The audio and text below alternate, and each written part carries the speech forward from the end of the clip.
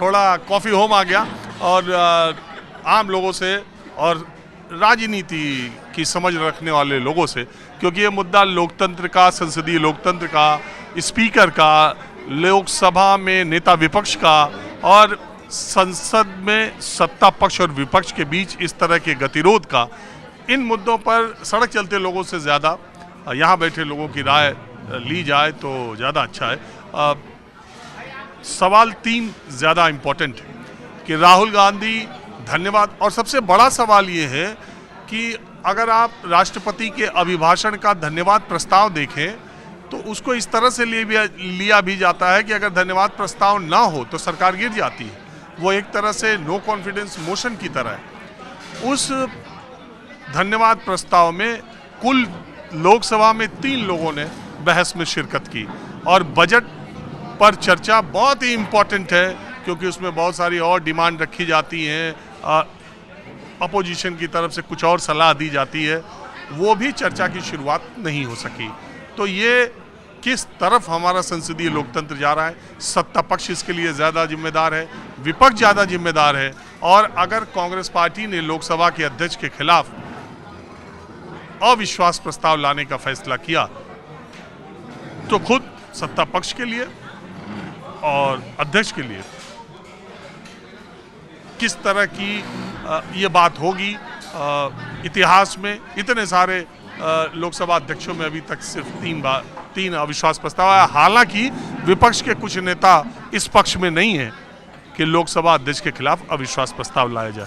तो मैं कुछ और लोगों से बातचीत की शुरुआत करता हूँ। मैडम, आप कहाँ से हैं? हम पश्चिम बिहार दिल्ली से हैं। आप क्या करती हैं? मैं रिटायर्ड टीचर हूँ दिल्ली एडमिनिस्ट्रेशन से।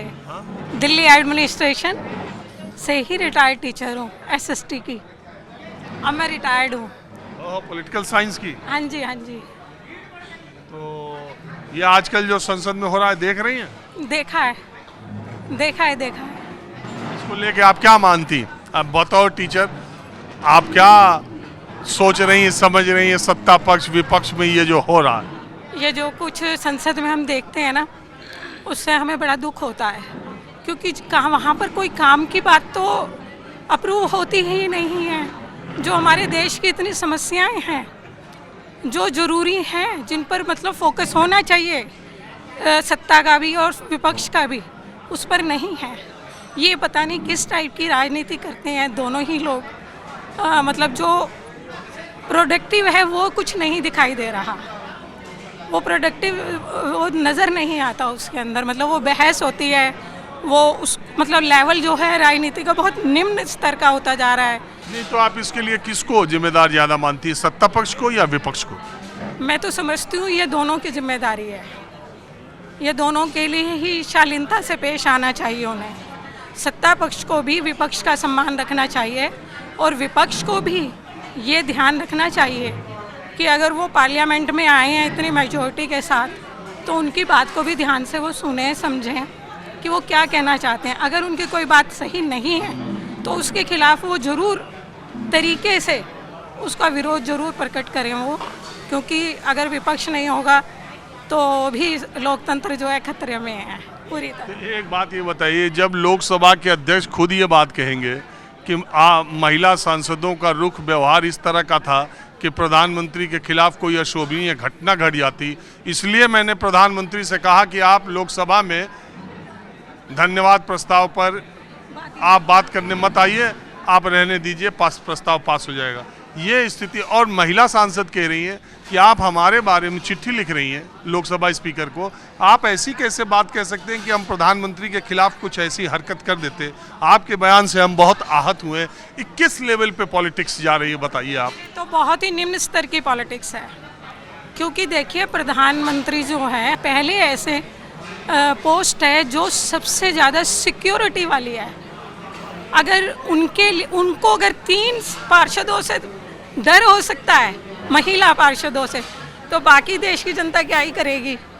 और संसद तो सबसे सेफ जगह है और वहाँ तो जब कोई भी पार्लियामेंट का मेंबर जाता है पूरी सिक्योरिटी से चेक होकर जाता है। वहाँ से आप मुँह के अलावा क्या ही आक्रमण करेंगे, आप मुँह से ही बोल पाएंगे जो बोलेंगे। वहाँ कोई हथियार या ऐसी चीज़ तो ली नहीं जाती। और ये गलत था अध्यक्ष का ये कहना कि हमने इसलिए उनको यहाँ पर आने के लिए मना कर दिया प्रधानमंत्री जी को। ये ठीक नहीं था, उन्हें आना चाहिए था, उन्हें अपनी बात रखनी चाहिए थी। और देखिए, विरोध तो लोग करते ही हैं, पर विरोध से डरकर या विरोध का एक वो बनाकर मुद्दा कि ये उनकी सेफ्टी के लिए ठीक नहीं है और उनकी बात को ना आने देना देश के सामने, ये गलत था। होना चाहिए था उनका थैंक यू जो था स्पीच, वो होनी चाहिए थी। चलिए, अच्छी बात है। और आप बताएं, आपकी बात आप लोग साथी हैं? हाँ, सबसे पहले तो आपकी ईमानदार पत्रकारिता के लिए हम आपको धन्यवाद देते हैं। अरे चलिए, उसके लिए आपको बहुत शुक्रिया। इस समय देश की जनता बड़े दुखी इस बात से है कि विपक्ष को पूरी तरह सम्मान नहीं मिल रहा है, उसको ठीक से नहीं सुना जाता है और बस हिंदू मुस्लिम के चक्कर में लगे रहते हैं। देश के जो असली मुद्दे हैं, युवाओं के, महिलाओं के, गरीबों के, वो डिस्कस करने का उनके पास वक्त नहीं है।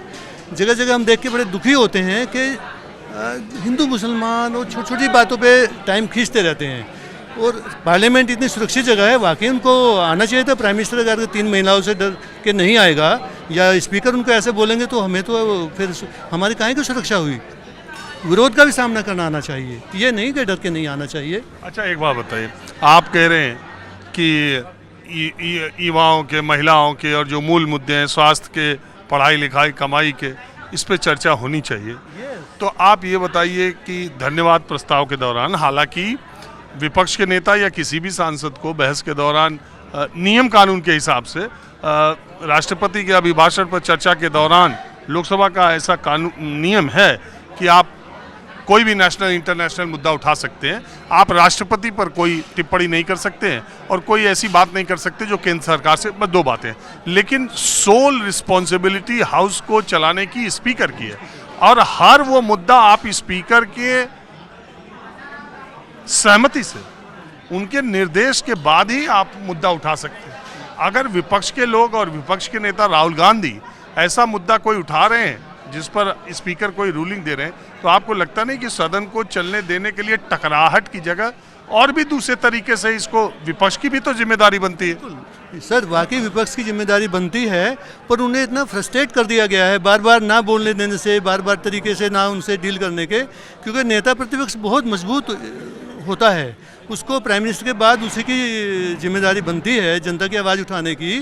तो उसको फ्रस्ट्रेट कर दिया है विपक्ष को, बार बार सम्मान ना दे के, इसलिए वो भी कभी कभी मर्यादा का उल्लंघन कर जाते हैं। ईमानदारी से बताइए, पार्लियामेंट की प्रोसीडिंग टीवी पर लाइव आप देखती हैं? हाँ, देखती हूँ। इंटरेस्ट है?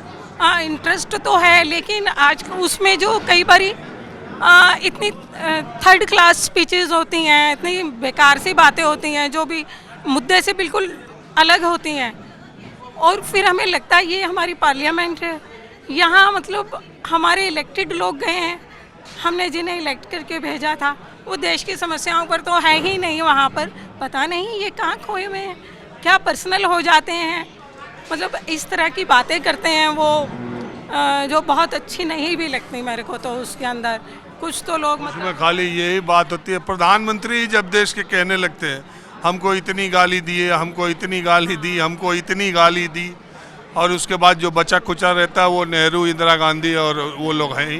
ये तो बहुत ही हमारे लिए दुख वाली बात है कि इतना जो उच्च पद है हमारे देश का, जो इतनी ये लोकतंत्र इतनी आसानी से तो नहीं मिला ना, बहुत स्ट्रगल करके मिला है, पता नहीं कितनी बलिदानियाँ गई हैं, कैसे कैसे ये देश बना है। हर व्यक्ति ने, चाहे वो नेहरू है, इंदिरा जी हैं, अटल बिहारी या और दूसरे अपोजिशन वाले लोग हैं, सभी ने एक एक ईंट करके इस देश को मजबूत बनाया है। तो हमें, ठीक है अब हमारा समय है, तो हमें देखना चाहिए कि इस समय वर्तमान में क्या प्रॉब्लम्स हैं, हमें उनको सॉल्व करना चाहिए। हम उनको सॉल्व करने की बजाय इतिहास में गालियाँ देने लगें तो ये तो बहुत ही बुरा है, ये फेलियर है, ये नहीं होना चाहिए। और सभी नेताओं को ये समझ लेना चाहिए कि जनता मूर्ख नहीं है।